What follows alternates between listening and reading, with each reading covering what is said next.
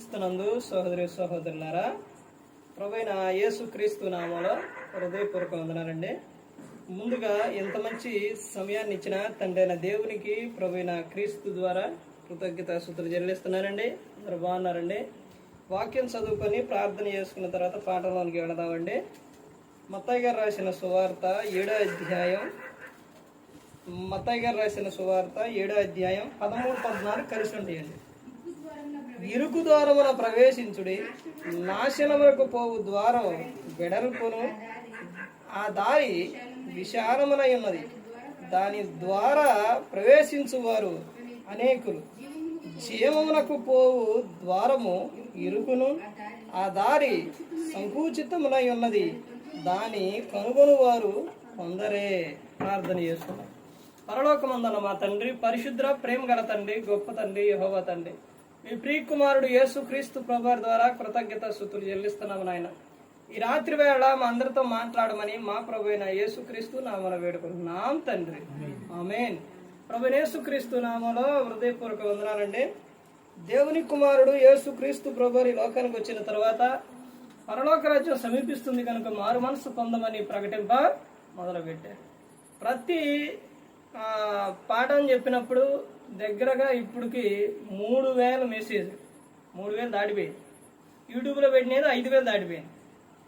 ఇన్ని మెసేజ్లు, ఇన్ని అంశాలు, ఇన్ని పాఠాలు తీసుకొని చెప్పడం అనేది ఎందుకు జరుగుతుంది అంటే ప్రతి ఒక్కరూ కూడా వారి ఆత్మ రక్షింపబడాలి, పరలోకం చేరాలి. యేసుక్రీస్తు ప్రభువారు ఈ లోకానికి వచ్చి చెప్పిన విషయం అదే, శిష్యులతో చెప్తున్న విషయం కూడా అదే. ప్రతి ఒక్కరికి చెప్పండి, మారు మనసు పొందమని అని చెబుతున్నారు. కానీ మనిషి ఎలా కోరుకున్నాడంటే, ఏ విధంగా ఉన్నాడనంటే, యేసుక్రీస్తు ప్రభువారు చెబుతున్న దానికి రివర్స్లో వీళ్ళు చేస్తున్నారు. అంశం ఏంటంటే, పరలోకానికి వెళ్ళేవారు ఎంతమందో తెలుసా? పరలోకానికి వెళ్ళేవారు ఎంతమందో తెలుసా? ఎంతమంది పరలోకానికి వెళ్ళేది? ఇక్కడ గ్రంథంలో స్పష్టంగా రాపించారు. పరలోకానికి ఎంతమంది వెళ్తారు, ఎంతమంది పరలోకానికి వెళ్ళరు అన్నదే దేవుడు స్పష్టంగా రాపించారు. చాలా విషయాలు చెప్పారు కూడా. ఎవరు దేవుని రాజ్యములకు వారసులు, ఎవరు దేవుని రాజ్యములకు వారసులు కారో అది కూడా చెప్పారు. నువ్వు పరలోక రాజ్యం చేరాలంటే ఏం చేయాలో చెప్పారు. నువ్వు అక్కడ ఉండాలంటే నువ్వు ఈ లోకంలో నువ్వేం చేయాలో చెప్పారు.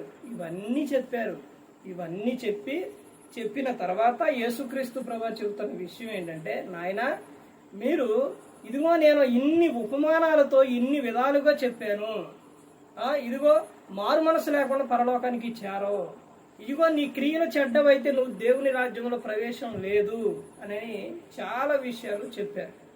అయితే ఇక్కడ పరలోకం చేరేవారు ఎంతమంది అని ఇక్కడ యేసుక్రీస్తు ప్రభువారు చెబుతున్న విషయం అంటే, ఇంతమందే పరలోకానికి చేరతారా, ఇంతమందే పరలోకంలో ఉంటారా, ఆ వారు ఎంతమంది అని ఇక్కడ మనం చూస్తే చూడండి. మత్తయి గారు రాసిన సువార్త 7వ అధ్యాయం 13-14 వచనాల్లో, ఇరుకు ద్వారమున ప్రవేశించుడి, నాశనమునకు పోవు ద్వారం వెడల్పును, ఆ దారి విశాలమునై ఉన్నది, దాని ద్వారా ప్రవేశించువారు అనేకులు. అందరూ కాదు. ఇంకొక వచనంలో ఉంది, అది మీకు తర్వాత చూపిస్తాను. చూడండి, ఇక్కడ ఏమని చెబుతున్నారు, జీవమునకు పోవు ద్వారం ఇరుకును, ఆ దారి సంకుచితమునై ఉన్నది, దాని కనుగొను వారు కొందరే. కనుకుంటారు. ఎంతమంది కనుకుంటారంటే కొందరే కనుకుంటారు.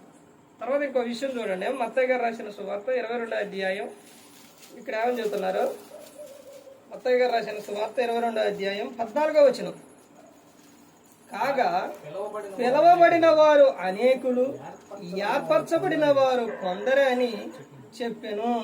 ఏమని చెబుతున్నారు? కాగా పిలవబడిన వారు ఎంతమంది?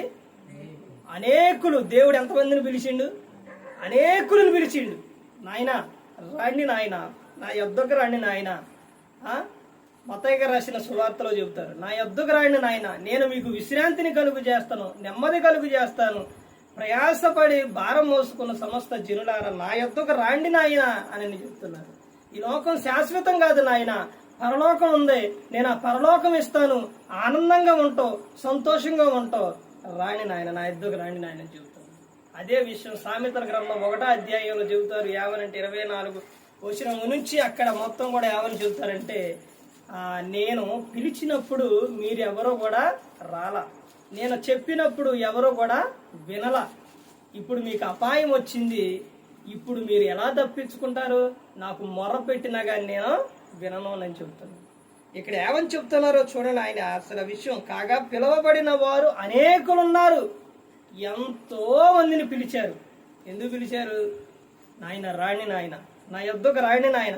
దేవుడు విడిచిపెట్టేవారు కాదండి, ప్రతి ఒక్కరిని ప్రేమిస్తున్నారు. నువ్వు నరకంలో కాలు అట్ట పెట్టబోయేసరికి కూడా అప్పుడు కూడా ఆయన ఏం చేస్తారో తెలుసండి, నిన్ను కాపాడాలనే చూస్తారు, నిన్ను రక్షించాలనే చూస్తారు. కానీ ఇక్కడ మాత్రం ఆయన ఏమని చెప్తున్నారు? పిలువబడిన వారు అనేకులు, ఏర్పరచబడిన వారు కొందరే అని చెప్తున్నారు. ఏర్పరచబడిన వారు ఎంతమంది అంటే కొందరే. కొందరే. ఎంతమంది పరలోకానికి చేరతారు అని అంటే కొందరే.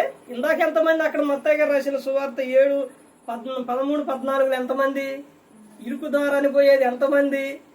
కొందరే. విశాలమైన ద్వారం, ఆ ఇరుకు ద్వారమున దాన్ని కనుగొనేది, అటు ప్రవేశించేది ఎంతమంది అంటే కొందరే. ఇక్కడ ఎంతమంది అని అంటే కొందరే. భూమి మీదకి వచ్చిన ప్రతి ఒక్క మనిషి కూడా తమ హృదయము చెడిపోయింది, భయంకరమైన విధానానికి వెళ్ళిపోయారు. దేవుడు ఆదిలో చెప్పిన విషయము మత్తయి గారు రాసిన సువార్తలోని యేసుక్రీస్తు ప్రభువారు చెబుతున్న విషయం. తండ్రి అయిన దేవుడు ఒకనాడు వాళ్ళ హృదయం చెడిపోయి భయంకరమైన స్థితిలో ఉన్నప్పుడు జలప్రళయం రప్పించి మొత్తాన్ని తీసేశారు. ఇప్పుడు మరలా అదే విధంగా ఆ హృదయంతోనే జీవిస్తున్నారు. మత్తయి గారు రాసిన సువార్త చూడండి, అసలు వీళ్ళ హృదయం చూడండి ఏ విధంగా ఉందో చూపించి ఇక ముగిస్తాను. వీళ్ళ హృదయం చూడండి ఏ విధంగా ఉందో. 13వ అధ్యాయం 13వ వచనం నుంచి, ఇందు నిమిత్తం నేను ఉపమాన రీతిగా వారికి బోధించుతున్నాను. ఈ ప్రజలు కన్నులారా చూచి, చెవులారా విని, హృదయంతో గ్రహించి, మనసు త్రిప్పుకొని నా వలన స్వస్థత పొందకుండానట్లు వారి హృదయము క్రొవ్వినది, వారి చెవులు వినుటకు మందములైనవి, వారు తమ కన్నులు మూసుకొని ఉన్నారు గనుక మీరు వినుట మట్టుకు విందురు గాని గ్రహింపరు, చూచుట మట్టుకు చూతురు గాని ఎంత మాత్రమును తెలుసుకున్నారు అని యెషయా చెప్పిన ప్రవచనము వీరి విషయమై నెరవేరుచున్నది. ఏం చేస్తున్నారండి? ప్రార్థనకు వస్తున్నారా? వస్తున్నారు. చూస్తున్నారా? చూస్తున్నారు. చదువుతున్నారా? చదువుతున్నారు. వింటున్నారా? వింటున్నారు. గ్రహిస్తున్నారా? గ్రహించట్లేదు. విన్నట్టు ఉన్నారు, చెవులు ఏమైపోయినాయి? మందం అయిపోయినాయి. ఇది పరిస్థితి, మనిషి పరిస్థితి. పావంట స్వరం పొట్టలో ఉండి అది ఈ స్వరం ఊతారుగా, ఊదినప్పుడు అదంట పట్టుకోవడానికి వచ్చిన వ్యక్తి ఆ స్వరం విని ఒకసారి విన్న తర్వాత ఇది ఆ స్వరమే నన్ను పట్టుకోవడానికి వచ్చారని మరలా లోపలుండి అసలు వినిపించుకోదంట. అలాగే ఇలా పరిస్థితి ఎలా ఉంది అని అంటే పొరపాటును కూడా వినిపించుకోవడం అనేది లేదు. ఆరాధనలో కూర్చున్నప్పుడు వాక్యం మీద నీకు దృష్టి ఉన్నప్పుడు, వాక్యం వినాలని ఆసక్తి నీకు ఉన్నప్పుడు ఎందుకు నీకు నిద్ర వచ్చింది? ఎందుకు నీకు అలసట వచ్చింది? ఒకసారి ఆలోచించండి. అంటే నీకు ఎక్కడుందే? ఒక సామెత చెబుతారు, నీ భక్తి అంతా ఎక్కడుంది? నీ ఆలోచన అంతా ఎక్కడుంది? వేరే చాట ఉంది, దేవుని యొద్ద లేదు. ఇక్కడ అదే చెబుతున్నారు, వినుట మట్టుకు విందురు గాని వారు గ్రహింపరు. ఈ ప్రజలు ఎంత విధంగా ఉన్నారో చూడండి. విశాలమైన దారిలో వెళ్తారు. విశాలమైన దారి, నరకానికి వెళ్లే దారి ఎలా ఉండిద్ది? విశాలంగా ఉండిద్ది, చాలా ఆనందంగా ఉండిద్ది, సంతోషంగా ఉండిద్ది. ఈ లోకంలో ఆనందాలు, సంతోషాలు, నేత్రాశ, శరీరాశ, జీవడంబం ఆ లోతుగా వెళితే, బైబుల్ గ్రంథాలు లోతుగా వెళ్తే చాలా విషయాలు ఉంటాయండి, చాలా విషయాలు ఉంటాయి. ఇవి నేత్రాశ, శరీరాశ, జీవడంబం అది ఒకటే మనకు కనపడిద్ది. కానీ ఇంకా ప్రమాదకరమైన ఇంకా ఉన్నాయి బైబుల్ గ్రంథంలో చూపించే.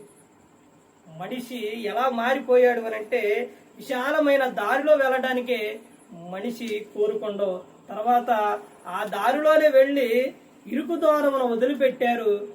దాన్ని కనుగొనడం లేదు. ఎక్కడికి వెళ్ళిపోతున్నారంటే నరకానికి వెళ్ళిపోతున్నారు. అదే ఇక్కడ చెబుతున్న విషయం. ఏర్పరచబడిన వీళ్ళు ఎంతమంది అని అంటే కొందరే కొందరే. పిలవబడిన వారు అనేకులు ఉన్నారు. దేవుడు ఎంతో మందిని పిలిచిండు, నా రాణి నాయన రాణి నాయన రాణి నాయన. అదే విషయం యేసుక్రీస్తు ప్రభువు దగ్గర శిష్యులు ఎంతమంది ఉన్నారు? మొదట ఎంతమంది ఉన్నారండి? ఎంతమంది ఉన్నారు? 70 మంది ఉన్నారు. చివరికి ఎంతమంది ఉన్నారు? 12 మంది మిగిలారు. ఏమైపోయారు వీళ్ళందరూ? వెళ్ళిపోయారు.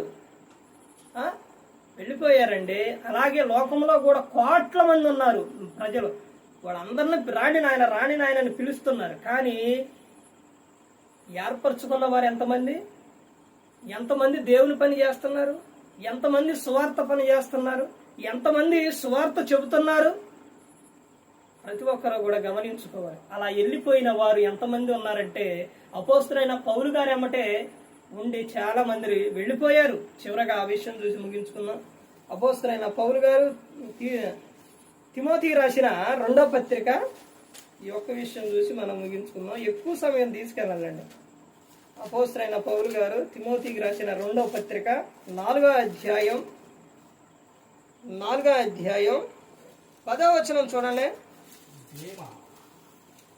దేమ ఈ లోకమును స్నేహించి నన్ను విడిచి తెస్సలోనికకు వెళ్ళెను.